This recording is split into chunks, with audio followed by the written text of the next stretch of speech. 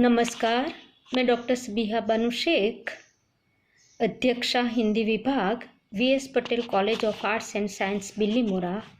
आज मैं टीवाई-बीए के छात्रों के लिए अत्यंत उपयोगी टॉपिक प्रयोजनमूलक हिंदी की प्रवृत्तियाँ और प्रयोग क्षेत्र अथवा तो प्रयोजनमूलक हिंदी की उपयोगिता और उसके कार्यक्षेत्र के बारे में चर्चा करना चाहती हूँ। हम सब जानते हैं कि भाषा के सहारे प्राणी अपने विचार, भाव या अभिप्राय को दूसरों तक पहुंचाता है। सामान्य रूप से भाषा विचार विनिमय का एक साधन है। भाषा मनुष्य के स्फुट एवं साभिप्राय ध्वनि संकेतों का नाम है। विचारों की अभिव्यक्ति के लिए व्यक्ति ध्वनि संकेतों के व्यवहार को भाषा कहा जाता है। भाषा प्राणी की भावाभिव्यक्ति का एक अत्यंत महत्वपूर्ण अंग होने के कारण मानव के साथ उसका घनिष्ठ संबंध है। प्रत्येक राष्ट्र की राष्ट्रीयता, एकता, अस्मिता, अखंडता, सभ्यता, संस्कृति, परंपरा, जीवन मूल्य, विचार, दर्शन, अध्यात्म, सामाजिक एवं सत्तात्मक उपलब्धियों के सुरक्षात्मक अभिव्यक्ति की भाषा राष्ट्रभाषा कहलाती है। और यही भाषा जब सत्ता और प्रशासन, वाणिज्य और व्यापार, शिक्षा और जनसंचार का माध्यम बन जाती है, तब वह प्रयोजनमूलक भाषा कहलाती है। आज हमारी हिंदी जनभाषा, राष्ट्रभाषा, संपर्क भाषा, राजभाषा, माध्यम भाषा, संदर्भ भाषा, प्रयोजन और संस्कार की भाषा के साथ प्रयोजनमूलक भाषा की मान्यता को भी प्राप्त कर चुकी है। तात्पर्य इसे कई नामों से पुकारा जाता है। राष्ट्रीय स्वतंत्रता आंदोलन की संघर्षशीलता, राष्ट्रीयता, अस्मिता, मनुष्यता, सांस्कृतिक और आध्यात्मिक उच्चता को वाणीबद्ध करने का काम हमारी हिंदी ही करती है। अतः संपूर्णता के धरातल पर हिंदी को राजभाषा घोषित किया जाता है। राजकीय कार्यालयों, राजाज्ञाओं आदि में प्रयुक्त भाषा राजभाषा कहलाती है। प्रत्येक स्वतंत्र राष्ट्रभाषा ही प्रायः उसकी राजभाषा होती है, क्योंकि उसी के माध्यम से वहाँ का राजकार्य चलता है।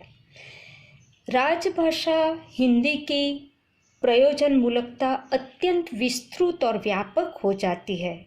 इसके कार्य क्षेत्रों की विविधता के परिणाम स्वरूप इसके विविध रूप निर्धारित किए जाते हैं।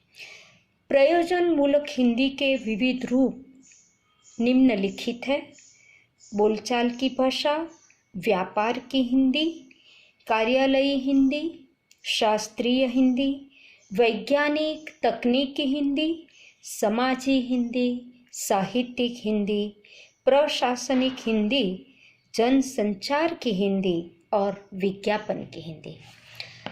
बोलचाल की हिंदी के रूप में हम देखें तो बोलचाल की भाषा के रूप में हिंदी युग युग से अपने स्वरूप और महत्व को रेखांकित करती है।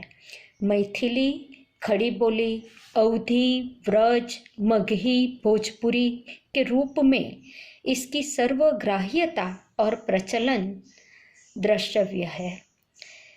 व्यापारी हिंदी के रूप में हिंदी वर्षों से मंडियों की भाषा, शराब के दलालों की भाषा, सट्टा बाजार की भाषा, क्रय विक्रय की भाषा, विनिमय की भाषा के कार्यों को संपादित करती रही है।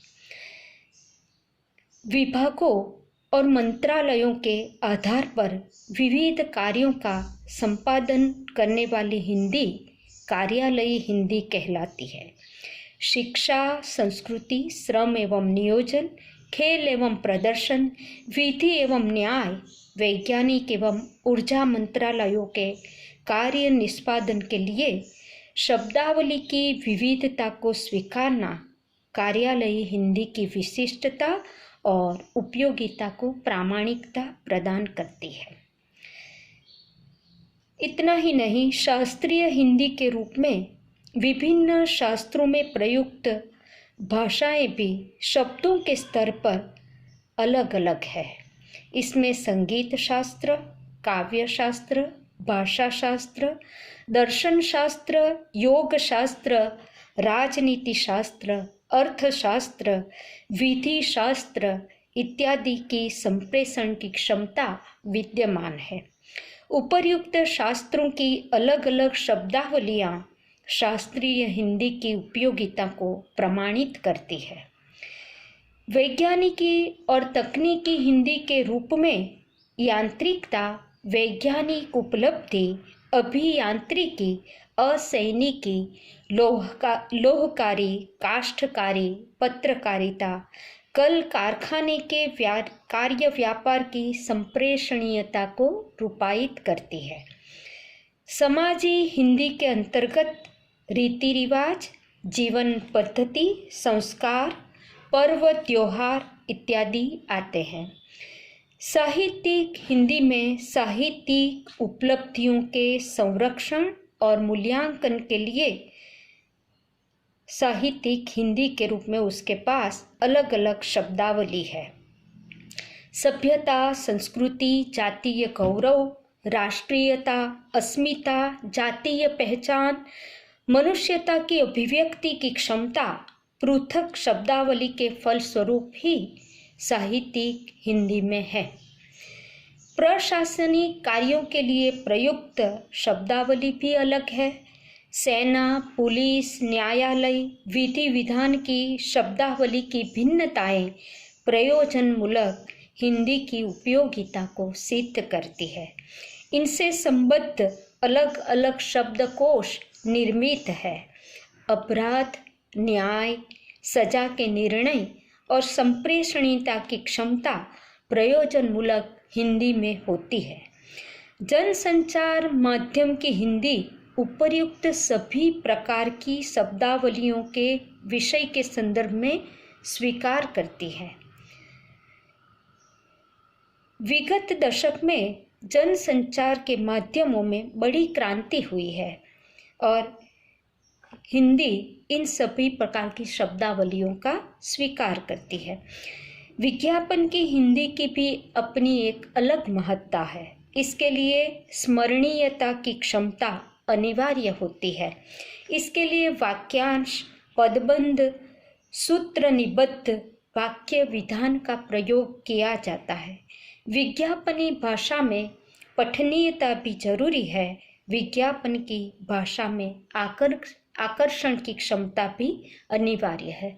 तो प्रयोजनमूलक हिंदी की उपयोगिता और कार्यक्षेत्र अथवा तो इसकी प्रवृत्तियाँ और प्रयोग क्षेत्र विविध हैं और इन सब का सामान्य परिचय उपर्युक्त रूप में मैंने दिया है। Thank you. अस्तु।